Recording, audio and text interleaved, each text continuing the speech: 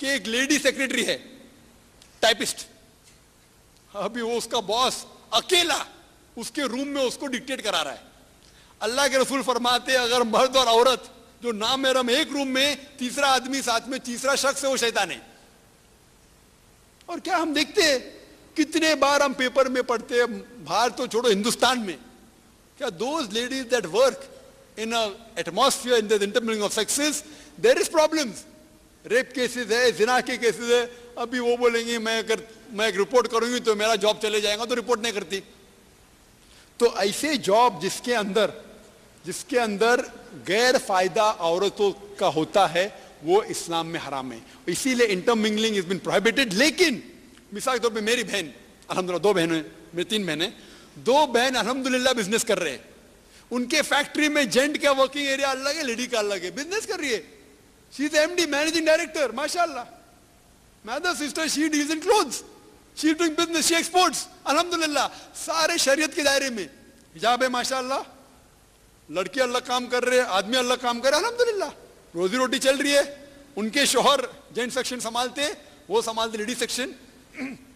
तो इस्लाम औरत को नीचे नहीं कहता, औरत का दर्जा बुलंद करता है। तो इसीलिए हम औरतों की इज्जत करते, इसीलिए उनका दर्जा ऊंचा है। लेकिन intermingling is prohibited. Hope that answers the question. Mic number 7 पर हमारे खास मेहमान लोग इस तरफ हैं, अगर कोई और सवाल हो तो आप कर सकते हैं, फिर हम माइक नंबर 1 पर जाएंगे।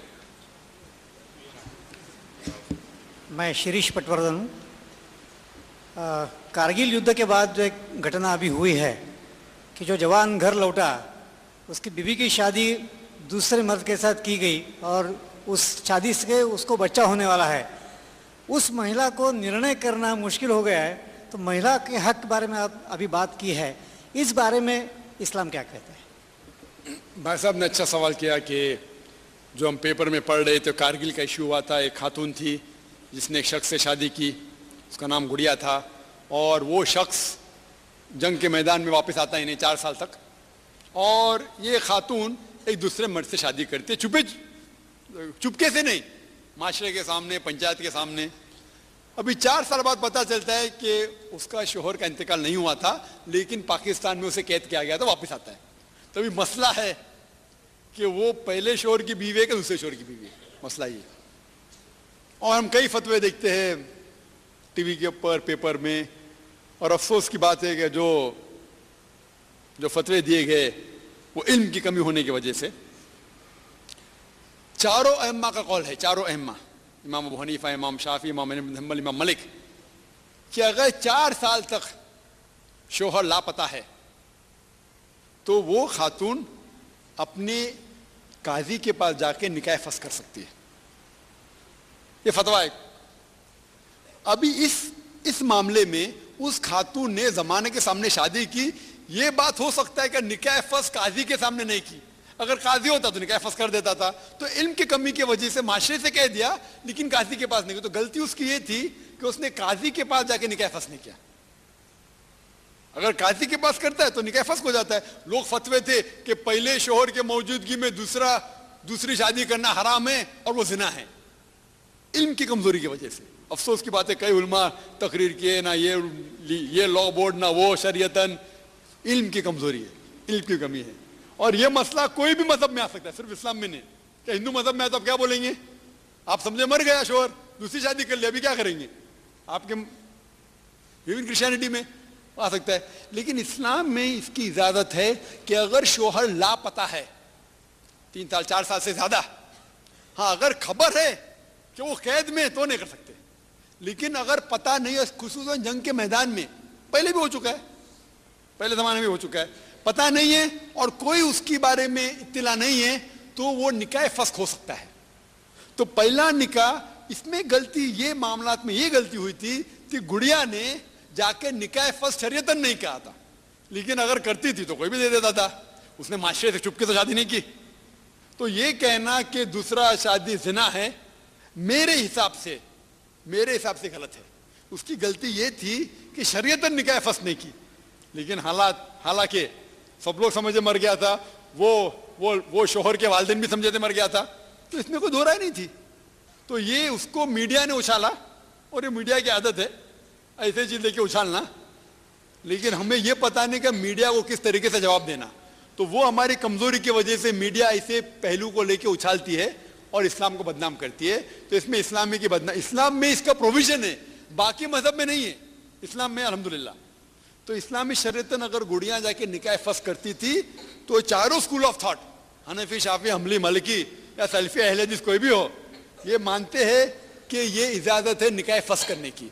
तो जहालत की वजह से अगर ये चीज उसने नहीं की, मेरे हिसाब से इसको नजरअंदाज करना चाहिए और उसका दूसरा शोहर मेरे हिसाब से सही शोहर है। पहले शोहर का निकाह फस हो जाता है, अनलेस दूसरा शोहर तलाक देता है और ये पहले से उससे शादी करती तो अलग बात है, लेकिन वरना दूसरे शोहर का हक होता है, क्योंकि 4 साल के बाद ये शादी हुआ।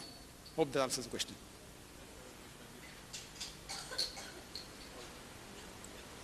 आइए हम अभी माइक नंबर 1, पहले माइक नंबर 1 पर आते हैं, सवाल कीजिए। अस्सलाम वालेकुम, मेरा नाम अल्ताफ़ शेख है।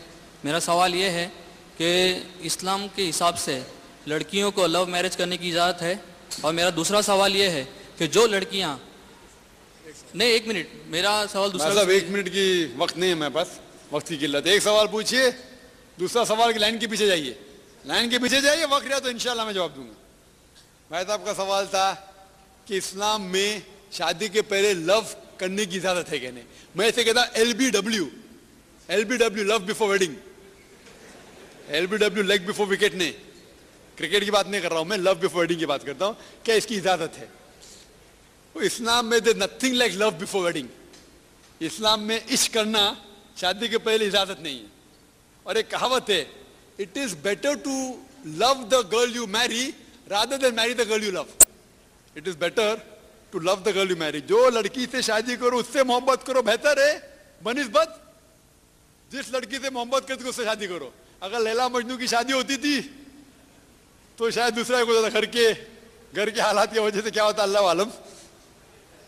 तो जहां तक के हालात है, एक खातून और एक मर्द को, एक लड़के और लड़के को अपना जोड़ी चुनने की इजाजत है। हालांकि अल्लाह के रसूल ने कहा, एक साहबा आते बोले मेरे कल शादी है, तो उन्होंने कहा कि आपने लड़की को देखा बोला नहीं, तो जाके देखो। तो लड़की को देखना सुन्नत है। तो लड़की को अपना शोहर चुनने की पूरी इजाजत है, लड़के को अपनी बीवी चुनने की इजाजत है। चुन सकते लेकिन शरीयत के दायरे में। शादी के पहले बात भी कर सकते, आधा घंटा, 1 घंटा, 2 घंटा, नो प्रॉब्लम। लेकिन जब लड़का लड़की बात कर रहे उसके साथ में एक महरम होना जरूरी है। लड़की का भाई होना चाहिए, या लड़की की वालदा होना चाहिए, या लड़के का वालिद होना चाहिए, या वालदा होना चाहिए। क्योंकि अगर कोई महरम है तो उलट पुलट सवाल जवाब तो नहीं करूंगा, बराबर ना, दायरे में रहेंगे। नहीं, लेकिन लड़की के साथ पिक्चर देखना जाना चाहता हूं और आखिरी सीट में बैठना चाहता हूं, ये इजाजत नहीं है। अगर कोई आपको इल्म मिला, हाँ एक लड़की है ये कॉलेज में बहुत परहेजगाह है, ठीक है, आप उसको पैगाम पहुंचाओ सही तरीके से।